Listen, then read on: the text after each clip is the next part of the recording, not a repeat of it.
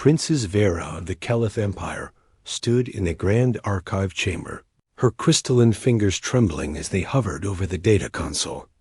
At 20 cycles of age, she had finally gained clearance to access the royal historical records, including the files on her childhood guardian, the one who had raised her when her parents died in the border conflicts, the one she called simply Teacher. She activated the holographic display, expecting perhaps a decorated military record or noble lineage. What materialized before her made her breath catch in her throat. Species, human. Origin, Earth. Class, Deathworlder. The words hung in the air like an accusation. Vera stepped back, her lavender skin paling to near white. Humans were legend across the galaxy, spoken of in hushed tones in the darkest corners of diplomatic gatherings. They came from a world so hostile that simply existing there required an adaptation to survive conditions that would kill most sentient species within hours. They were the monsters parents threatened their children with.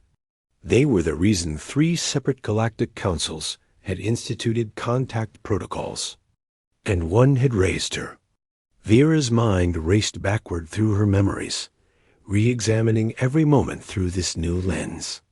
Teacher had always been different, yes, but she had attributed that to military discipline or perhaps a cultural quirk from some distant Kelith colony. The being had stood only slightly taller than average, with oddly smooth skin and small, forward-facing eyes. Those eyes had watched over Vera through nightmares and celebrations alike, always calm, always measuring. She remembered being 6 cycles old, crying in the palace gardens after older children had mocked her for being orphaned. Teacher had found her there among the phosphorescent flowers and sat down beside her without a word. When Vera finally looked up, Teacher had smiled, an expression that crinkled the corners of those strange eyes in a way Kelith faces never quite managed. "Your worth is not diminished by loss," Teacher had said. "Pain is simply proof that you loved deeply. That is strength, not weakness." At the time, Vera had found comfort in those words. Now she wondered what kind of species developed such philosophy. What kind of world taught its inhabitants to find strength in suffering? The archive file contained more. Vera accessed the service record with shaking hands. Lieutenant Commander Emma Ross, Human Defense Coalition. Decorated for valor in the Krethic Nebula incident. Classified clearance level 9.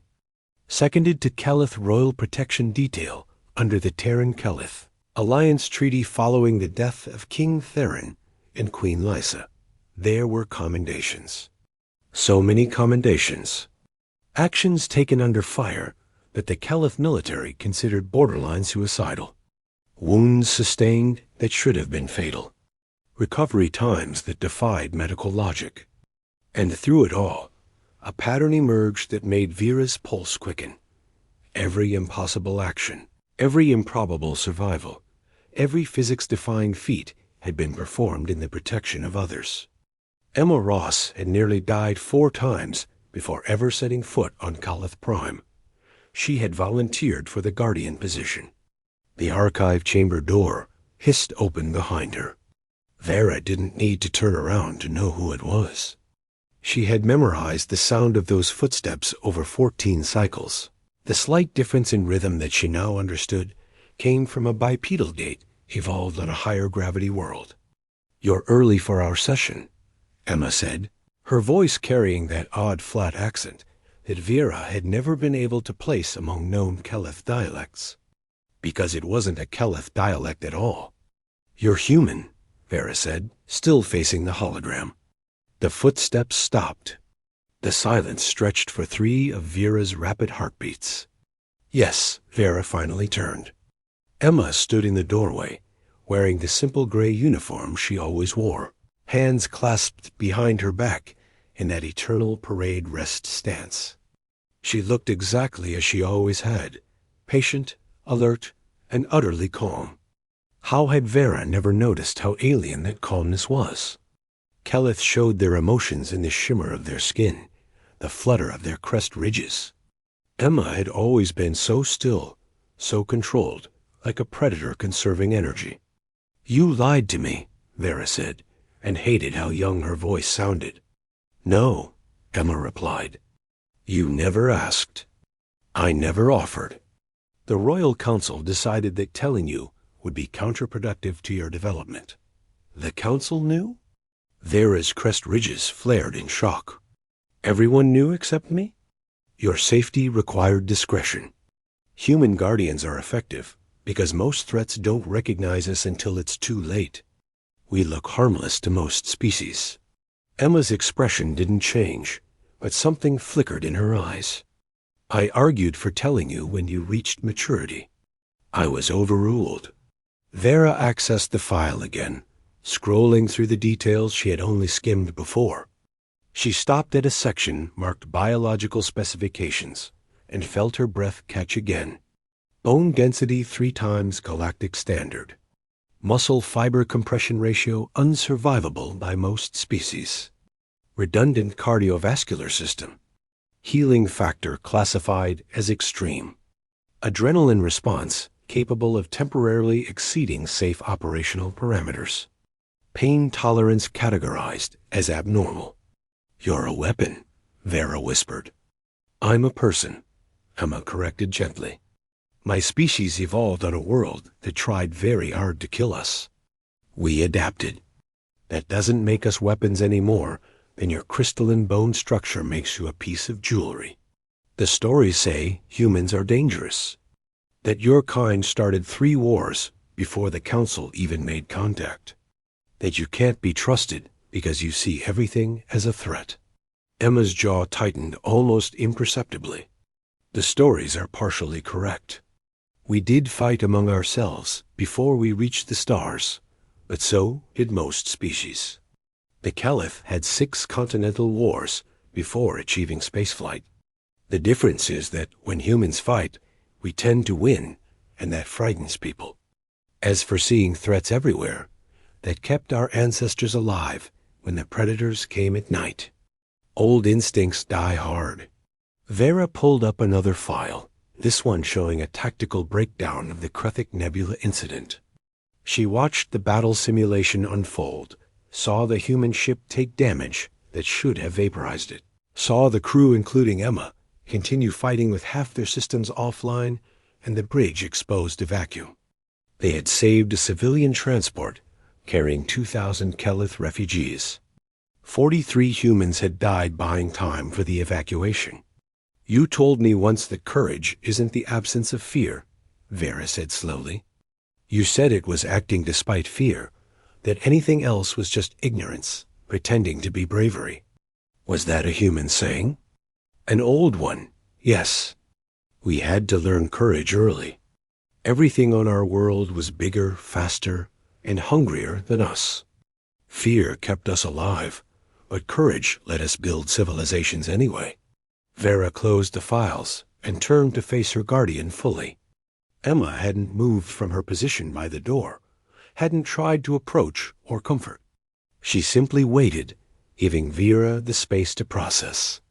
How many times had she done that over the years? How many moments of patience had Vera attributed to wisdom when it might have simply been a predator's stillness? But no, that wasn't fair. Vera knew predators. The Caliph had hunting beasts in their preserves, creatures of instinct and hunger. Emma had taught her strategy and ethics, history and philosophy. She had sat through endless formal dinners with diplomatic corps members who barely hid their disdain for her presence, enduring insults with that same unfailing calm. She had checked under Vera's bed for monsters when nightmares came, never once mentioning that she herself was what most species considered monstrous. "The night of my 14th cycle," Vera said, "when the assassins came. You were injured. I saw the blood." Emma's expression finally shifted, something almost like surprise crossing her features. "You remember that?" "I remember you telling me to hide in the panic room. I remember hearing sounds from the hallway, fighting, screaming. When you came to get me after the guards arrived, you had a cut on your arm, and you said it was nothing." But I saw your uniform. There was so much blood. Too much for just a cut. I healed, Emma said simply. How bad was it really? Emma's eyes never left Vera's face. Blade through the abdomen. Punctured a lung. I had to keep fighting, because there were 4 of them, and only one door between them and you. I won. I healed. That's what humans do. Vera felt something hot sting her eyes, the Cullith equivalent of tears forming in the corners. You could have died. Yes. You knew you might die. Yes. But you fought anyway. Yes. The simple affirmations hit Vera harder than any elaborate explanation could have. Emma had known the odds, understood the danger, and placed herself between death and a child who wasn't even her species. The choice had apparently required no deliberation, no weighing of consequences. It had simply been what needed to be done. Why? Vera asked. Why would you risk everything for me? I'm not human. I'm not even like you. We don't share blood or species or even basic biology. Why? For the first time since Vera had known her, Emma's perfect composure cracked. She looked away, and when she spoke, her voice carried an emotion that Vera couldn't quite name. Because you were a child who lost her parents. Because you cried yourself to sleep, calling for your mother, and I couldn't bring her back, but I could at least make sure you were safe enough to grieve. Because you deserve to grow up and find joy again. Emma's eyes returned to Vera's, and now they were bright with something suspiciously.